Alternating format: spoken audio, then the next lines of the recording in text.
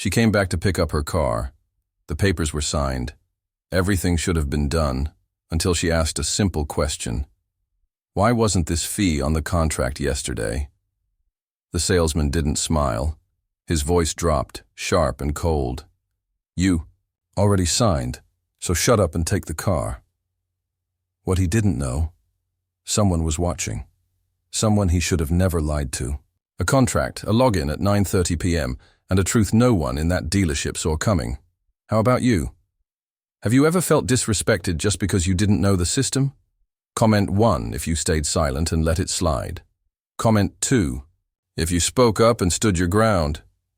Jackson Reeves didn't pull into the dealership lot like a man who owned the place. No security escort, no freshly detailed Mercedes, no shine on his sneakers.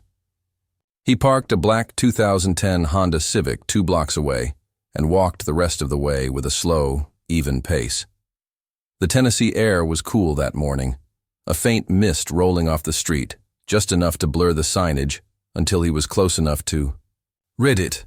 Reeves Auto Group, bold white letters across the glass. His name, his legacy. And right now, something felt off underneath it. He didn't walk through the front doors like an executive. He slipped in through the side, where the service entrance met the break room hallway. A place most customers never saw. A place where the honest work used to start early, not get dodged. The bell above the service bay door gave a polite ding. No one looked up. Jackson scanned the floor. Reception desk empty. Sales pit scattered. One guy chatting near the water cooler. 2 desks unmanned. It was barely 9:45. This was supposed to be one of his cleanest operations. Charlotte, Tennessee. Mid-range volume. High trust market. Or at least it used to be. He didn't want to make assumptions. Not yet. The reason he'd come here unannounced, in disguise without even telling his regional VP, was because of a string of whispers, quiet complaints, odd discrepancies. Nothing big enough to raise alarms individually. Just enough to raise his instincts. A customer in Knoxville said their warranty was padded. Someone in Franklin said the numbers didn't match what they signed. Jackson didn't come to investigate one bad deal. He came to see if the tone had changed. He walked past a row of lightly used Camrys, the kind this branch moved fast. That's when he saw her. A young woman in a faded blue hoodie holding a manila folder against her chest. A car seat on the ground beside her. Her baby, maybe 6 months old, slept peacefully, wrapped in a yellow blanket. She wasn't talking to anyone. Just yet. She was waiting, alone, beside a closed glass door marked Finance Deliveries. Something about her looked familiar. He stepped closer, carefully, quietly. Then he saw it, the profile, the calm but tense posture, the eyes that didn't dart, but calculated. Her name clicked into his memory like a key. Rachel Monroe. She used to work for him. Not here, not in Charlotte, but 2 states over. An accounting assistant at the Memphis regional office. Sharp, precise, quiet, but principled. She'd once raised concerns about invoice discrepancies tied to a fleet sale, and somehow, despite being right, she disappeared a month later. No HR complaint, no formal exit, just gone. And now here she was, not an employee, a customer, standing with a folder that looked far too full for a standard car delivery. Jackson ducked behind a row of banners near the customer lounge. He didn't want her to see him. Not like this. Not yet. She didn't know he was here. And the salesman approaching her, slick suit, quick smile, clipboard in hand, had no idea who she used to be. Jackson tilted his head just enough to hear the opening line. "Miss Monroe, great to see you again," the man said, voice as smooth as butter left out overnight. "We've got your paperwork just about wrapped up. Just one more little thing to go over." Rachel followed the salesman, Chad Morrison, according to the nameplate on his lapel, through the narrow hallway into a smaller glass-walled office tucked beside the finance department. He moved like a man who thought he was in control, clipboard in hand, shirt freshly pressed, hair sculpted, not cut. Jackson stayed outside, half shielded by a rotating display stand full of roadside assistance brochures. From there, he had a clear view of everything, except Rachel's eyes, which remained locked on the folder in her hands. Chad tapped a few keys on his tablet and pulled a printout from the laser printer behind the desk. He sat across from Rachel, laid the paper flat in front of her like a menu, and began to talk fast. All right, so this version just includes a few of the delivery items we bundle in post-signing. Totally normal stuff. I'll walk you through. Rachel's fingers tightened on the folder.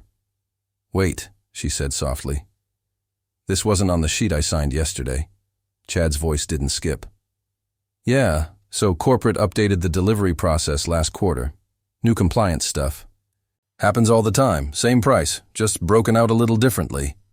He leaned forward, smiling. You're still getting the same car, same deal. We're just finishing up the paperwork trail. Jackson's stomach tightened. He had helped rewrite that paperwork trail 2 years ago, specifically to eliminate manipulative add-ons. Any fees added after signing had to be logged through a secondary approval system, with a timestamp. Reason code. Full client sign-off. That's how they protected buyers. So why did the new line items include $495, full electronics protection plan, $275, interior sterilization fee, $395, vine etching and theft recovery system? That last one made Jackson freeze. Vine etching had been discontinued chain-wide. He'd killed it himself after a regional audit found 3 reps in Arkansas charging it without disclosing that the VINs were never actually etched. He stared at the paper in Chad's hand. The format looked off. The fonts were mismatched. The section headers didn't follow corporate template. But it looked convincing enough to pass under pressure. Rachel was quiet, rereading the list. Why is the electronics plan listed as required? She asked carefully. Chad gave her the same plastic grin. It's not required technically, but it's bundled into the financing offer. So we include it to lock in the lower rate for you. Helps with credit scoring optimization. That was complete. Fiction. And Jackson knew Rachel could tell. Her eyes flicked toward the exit. She shifted slightly. The baby in the carrier at her feet let out a tiny fussing sound. But she stayed seated. She didn't challenge him directly. Not yet. Chad kept going. I know it's a lot of paperwork. Trust me, I go through this every day. Most people just want the keys by this point. Rachel blinked slowly. Do I have to sign again? Just one more acknowledgement, Chad said, pulling a pen from his shirt pocket. It's standard. You already agreed to the terms. This just covers the final prep. Jackson wanted to step in. Every instinct told him to, but not yet. He needed to see how far this would go. He backed away from the stand, circled behind the customer lounge, and came to rest by the corner of the finance glass divider just in time to see Chad lower his voice. I know this stuff can feel overwhelming, but listen, I'm here to help. You. This deal, it's solid. Don't let little details get in your head. You already signed once. You're basically golden. Rachel sat still for a second longer, then quietly asked, Can I take this home to review before I sign again?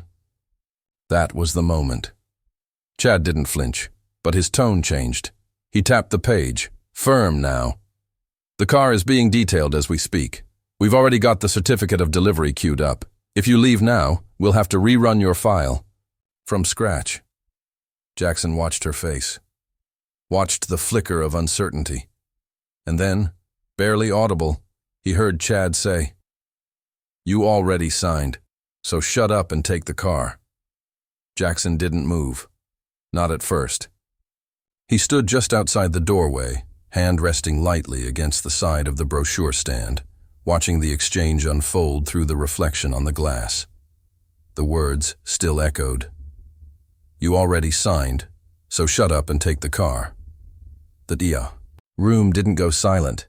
It just tightened, like a string pulled taut across a fault line. Rachel didn't flinch.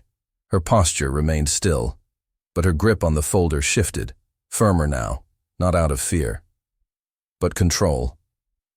Chad tapped the paper. Again, the pen in his hand still extended like an afterthought. "It's all in there," he said. "We just itemize differently now. It's corporate policy." Jackson knew that wasn't true, and worse, Chad knew it too. He wasn't confused. He wasn't improvising.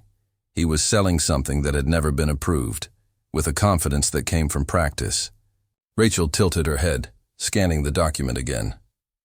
"And the VIN etching?" she asked. "I don't remember that being on the original quote." Chad nodded, like it was nothing. "Every vehicle goes through the same pre-delivery protocol. We etch the VINs for theft deterrent. It's already been done." Another lie. VIN etching had been removed from dealership procedures in 2021. No such protocol existed. It was a ghost fee, a phantom charge that lived only on paper. Jackson stepped away, turned toward the service corridor, and walked the long way around the sales floor. He needed air. More than that, he needed clarity. At the edge of the sales pit, he scanned the room. The receptionist was scrolling on her phone. Two salespeople talked near the vending machine. A man in khakis walked by with coffee, avoiding eye contact. It wasn't just Chad. It was the tone of the whole place. Detached, disengaged, unwatched. He stepped into the used inventory aisle and stopped behind a black RAV4. From there, he could see directly into the finance office. Chad was still talking. Rachel was listening, but just barely. Her expression had hardened. Not confrontation, restraint. She was doing math in her head, calculating what she could afford to lose to avoid starting over. Jackson knew that look. He'd seen it in single moms, night shift workers, first-time buyers, people already knocked down once who couldn't afford to be knocked down again. That's when it clicked. Chad wasn't just upselling. He was counting on her silence. Betting. She wouldn't push back, because people like her rarely did. Jackson clenched his jaw, not in anger, in certainty. He'd had enough. He stepped toward the glass office. One step, then another. Calm, steady, without a word. Inside, Chad circled a final line with his, pen. "Let's go ahead and finalize this." But the door never closed. Jackson walked in before Rachel could respond. His voice was calm, but each word landed with weight. "That delivery fee? That's not part of the agreement." Chad blinked. Rachel looked up, startled. "Excuse me." Chad tried to recover. Jackson didn't flinch. "The VIN etching, the electronics protection, that's not in the approved package. Show me where it says it is." Chad's eyes darted. Computer, hallway, back to Jackson. I don't know who you are, but—" "You will," Jackson said. "Now explain this, in front of her." Chad straightened, trying to reassert control with posture alone. "Sir, I don't know what you think this is, but I've been here 4 years. I know the packages inside and out." Jackson pointed at the page. "Then show us, right here. Where does it say this dealership is authorized to charge for VIN-nay?" "Etching?" Chad fumbled. "It's in the system. Finance will break it down better." "No," Jackson cut in. "You break it down now, in front of her." Rachel slowly stood, lifting the carrier. Her expression didn't change, but her silence did. It became something solid in the room. "I don't have to do this," Chad stammered. "I don't even know who—" He stopped mid-sentence. Behind Jackson, in the open hallway, a man appeared. Dark blazer, pressed slacks, lanyard still around his neck. Tom Whitaker, general manager, and the second he saw Jackson standing there, he froze. "Mr. Reeves," he said, quiet, almost breathless. Chad turned sharply. "Wait, what?" "But?" Jackson didn't acknowledge Tom. He didn't turn, didn't smile, didn't offer a handshake. He looked at Rachel. "I'm sorry," he said gently. "This isn't how we treat people. Not here. Not under my name." Rachel's brow furrowed, trying to process what had just shifted. Jackson turned to Tom. "I need a conference room. Now." Tom, pale and sweating, nodded and motioned down the hallway. Chad said nothing, just stood there, arms limp, clipboard dangling. Jackson looked at Rachel again. "Please come with me. I want to make this right." She hesitated, then nodded. They passed through the main floor. The air changed. Phones stopped. Conversations paused. No one spoke. Chad didn't follow. Not immediately. He lingered by the glass wall, stunned, unsure whether to chase the moment or disappear from it. Jackson didn't look back. Trevor, the lot attendant, stood near the side window. He gave Jackson a quiet nod. Jackson returned it. In the conference room, Jackson pulled out a chair for Rachel and sat across from her. Tom entered, shut the door. Chad followed last, slower, arms crossed, trying to look relaxed. Jackson picked up the clipboard. "This the quote you gave her?" Chad nodded. "Yeah." Jackson opened it, circled 3 fees. "Explain these." Chad shrugged. "Everyone includes these. It's standard." "Do you have documentation showing these fees are approved?" Chad hesitated. "They're in the system." "No, they're not," Jackson said firmly. "I helped rewrite that system.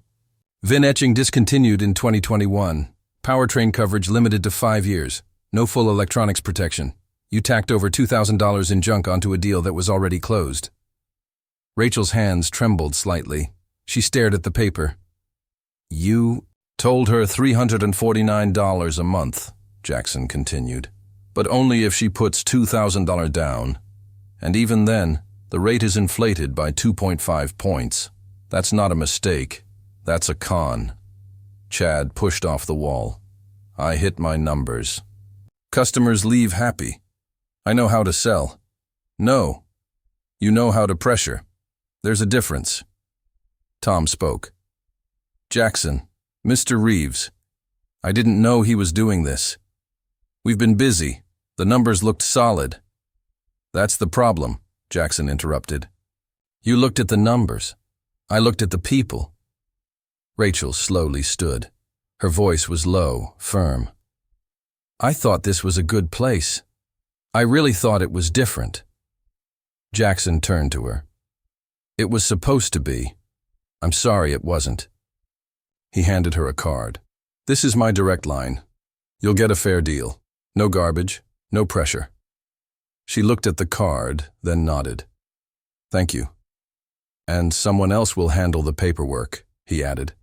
"Someone who doesn't invent numbers." Chad's arms dropped. "Are you serious?" "Clean out your desk," Jackson said, standing. "You're done here." No negotiation," Jackson said. "You knew better. You just didn't care." Chad didn't argue this time. He stormed out, muttering. No one acknowledged him. Jackson turned to Tom. "We're not done talking. I'll see you in your office in 10. Then he walked Rachel back through the lobby. Heads turned again. Conversation stopped again. And this time, Chad didn't follow. Some didn't even pretend. The front desk receptionist sat rigid, hands frozen above the keyboard. Jackson stopped in front of her. "Did you greet her when she walked in?" The receptionist blinked. I don't remember." Jackson nodded. Slowly. Start remembering, or start looking. But he knew better. Firing one person wouldn't fix what was broken. This wasn't about Chad anymore. This was about culture, tone, the tiny decisions that shape how people act when they think no one important is watching. Jackson sat alone in Tom's office, blinds open. From here, he could see the full showroom floor. The noise had returned. Phones, ringing, soft footsteps, the low hum of computers. But the room still felt quieter than usual, like everyone was holding their breath. The door creaked open behind him. Tom walked in, steps slower now, more deliberate. He looked smaller, like a man waking up to just how long he'd been asleep at the wheel. He sat across from Jackson without being asked. "I didn't know," he said quietly. "I swear to you, Jackson, I didn't know Chad, was doing that." Jackson didn't answer immediately. He stared at the floor, then out the window. "But you knew something," he said finally. "You knew complaints were going up. You knew the deals were getting more aggressive. You knew customer satisfaction dropped last quarter, and you blamed the survey system." Tom stayed quiet. Jackson leaned forward, elbows on the desk. "What happened to what we built here?" Tom shook his head. "I thought we were doing okay. Numbers were strong. Turnover was low. I figured maybe the industry just changed." "The industry didn't change," Jackson said. "We did. We stopped listening. We stopped paying attention. We stopped treating people like people." Tom exhaled and rubbed the side of his face. "So what now?" "Now we clean house," Jackson said. "And not just by firing one guy. I want every deal from the last 90 days reviewed. Refund anything that wasn't clearly explained. And I want one-on-ones with every salesperson. I want to know how they were trained, what they were told to prioritize, and who else thinks it's okay to sell lies with a smile." Tom nodded slowly. "And one more thing," Jackson added, reaching for the doorknob. "I want Trevor in my office next week." Tom blinked. "The lot kid?" "Yeah," Jackson said. "He's one of the only ones who looked a customer. In the eye today, that matters." 3 days later, Jackson returned. No hoodie, no sneakers, no disguise. He walked through the front doors of Reeves Auto Group in a tailored navy suit and clean leather shoes. Not for attention, for accountability. Every employee had been notified. Morning meetings were cleared. Phones rerouted to voicemail. The eye. Dealership was open, but no sales would happen until after 11. Jackson had called for an all-hands meeting. Everyone showed, even the part-timers. They packed the break room, some standing, some sitting on worn leather couches, others near vending machines. Trevor stood near the back, arms crossed but listening. Tom Whitaker sat near the front, notebook open, but untouched. Jackson didn't use a microphone or a podium. He just stood at the front and began. "I started this company in 2004, he said. Not with investors, not with a franchise deal, just a used car lot behind a barbecue joint in Murfreesboro. I sold 3 cars that first week and washed every one of them myself." A few people chuckled softly. "Back then, I didn't know if I'd make it. But I had 2 things, my name and my word. I never promised what I couldn't deliver. I never looked someone in the eye and lied to close a deal." The room fell quiet. Somewhere along the way, we forgot that. Not all of us, but enough. We started letting small things slide. We let pressure outrank patience. We saw customers as sales goals instead of human beings. He scanned the room. If you've ever added a fee just because you thought no one would notice, if you've ever rushed a woman out the door because she didn't look like she could pay, if you've ever talked down to someone for asking too many questions, today is your wake-up call. People shifted in their seats. Eyes dropped. Then a voice from the back. What if some of us were doing things right, but no one ever noticed? It was Trevor, nervous but steady. Jackson turned. "Then we start noticing," he said. He walked over and handed Trevor a small envelope. Inside was a letter. Promotion from lot attendant to junior sales associate, with full training and benefits. Trevor blinked. "Are you serious?" "Serious as a heart attack," Jackson said. "Because the people who treat others with respect, that's who I want representing my name." No cheers, just silence. That was enough. After the meeting, things moved fast. Chad's deals were pulled. 5 required full or partial refunds. Rachel's case became part of a training seminar the next week. Every manager was enrolled in a 3-week ethics and customer care workshop. Jackson even brought back someone. Few expected. Helen Briggs, a no-nonsense former front desk manager who'd quit 2 years earlier, saying the place didn't feel the same. She returned as head of customer relations. Her first move? A glass partition between the sales floor and the finance office. Nothing whispered behind closed doors that couldn't be said in plain view. That Friday, Jackson stood near a row of certified pre-owned sedans just watching. The energy had shifted. Not perfect, but quieter. More careful. Not from fear, but awareness. He saw a young salesman kneel beside an older customer, calmly explaining trim levels without rushing or posturing. That wasn't something a spreadsheet could measure. But Jackson knew it mattered. Helen stepped beside him. Looks like they remember who they work for. Jackson nodded. They better, because I'm not going anywhere. There was one piece left, a reminder of why this mattered in the first place. That Sunday morning, Jackson sat on the porch of his mother's old house in Jackson, Tennessee. The sun had barely cleared the horizon. A mug of black coffee sat cooling on the railing. He held it loosely in one hand, eyes fixed on the yard he used to mow. The house hadn't changed much. Paint chips, a missing screen door. But the bones were the same brick, wood memory. He pulled a photo from his jacket pocket. Its edges were curled and faded. In it, he couldn't have been more than 10, standing next to his mom in front of an old rust-colored Cutlass Supreme. Her smile was wide, proud. Not because the car was new. It wasn't. But because it was hers. He remembered the day. How she saved for months. How she walked into that dealership with a nurse's paycheck and no cosigner. How the salesman took his time, explained every document, never made her feel small. That moment shaped him. It taught him dignity doesn't come from money. It comes from being treated like you matter. Back at the dealership the following week, a new plaque was installed above the entrance. Brushed steel, no flash. We treat every customer like they're buying their very first car, with dignity, patience, and truth. He didn't need it to go viral, just needed every employee to read it every day. Trevor did, first thing each shift. Rachel came back a month later for her first service appointment. She wore a hoodie. Her daughter, older now, sat quietly in the carrier. Trevor was behind the service desk. "You remember me?" she asked. "Of course I do," he smiled. "We got you in that silver Corolla, right?" She nodded. "She's running great." They chatted a bit, nothing big, just small talk. But it wasn't awkward. It was easy.